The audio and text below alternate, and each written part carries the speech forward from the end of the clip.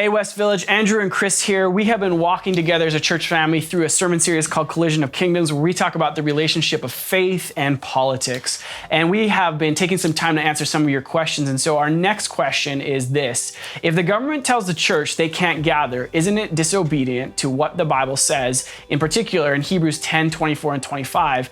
And shouldn't we therefore gather, as we must obey God over human authority? This one's come up a lot in pandemic. So Chris, totally. What do you think? Yeah, so I mean, it's probably worth noting in week 3 of the sermon series, we're actually hitting this question in its entirety. So you can go and check out the podcast or check out the sermon on the YouTube channel and kind of get a more full answer. But I would say that Hebrews 10 doesn't really apply. And what I mean is this. So yes, God calls us to continue to gather, to not forsake gathering together, to continue to spur one another on in love and good deeds. That's kind of what Hebrews 10 is getting at. That's the apostle who wrote Hebrews 10 is getting at. But he's not writing to a church that is being prevented by a tyrannical government or a government that's impeding the church's ability to gather. So some would look at the current cultural moment we find ourselves in and they'd say, man, government overreach, government's tyrannical.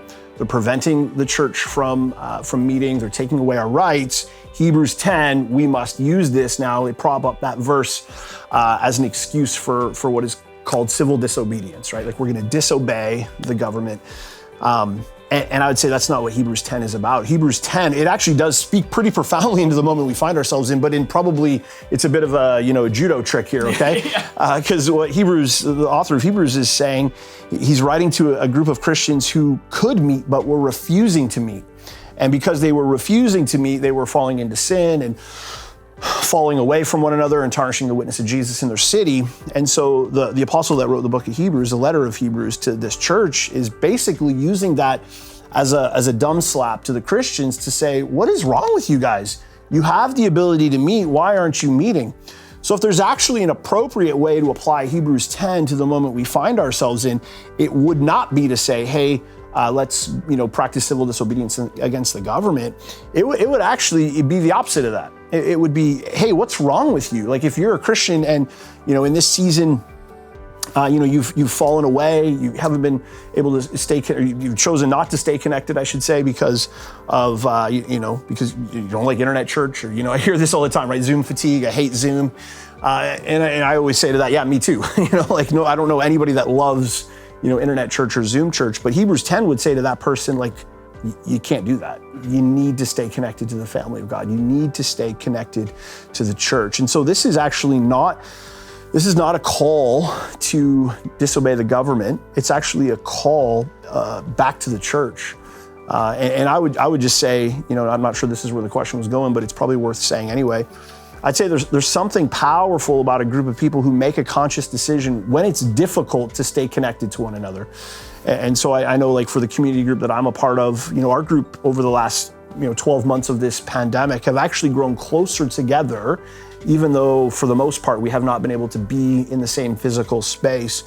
And I think it's because we've had to want it. Mm-hmm. We have to make a conscious decision to say yes to the community. And when you do that, you suddenly have like a high degree of buy-in. And now all of a sudden, yes, it sucks. Yes, it's clunky. Yes, I wish it was different, but you appreciate it so much more. Like the first time that we are able to get together face to face, or the next time we're able to get together, it's gonna be great. Yeah, it's gonna be really good. It's gonna be real special. But I would say that, this is not an invitation to civil disobedience. Yeah, and I think even more than that, like, this sort of plays off of a particular understanding of what church is. And so, Hebrews 10, 24 and 25, he's not talking about like, hey, come to a Sunday gathering. He's saying like, you guys aren't being together at all. Mm-hmm. And we say this all the time on Sunday mornings, like the church is not a building you go to. It's not an event you attend. It's a people that you are part of.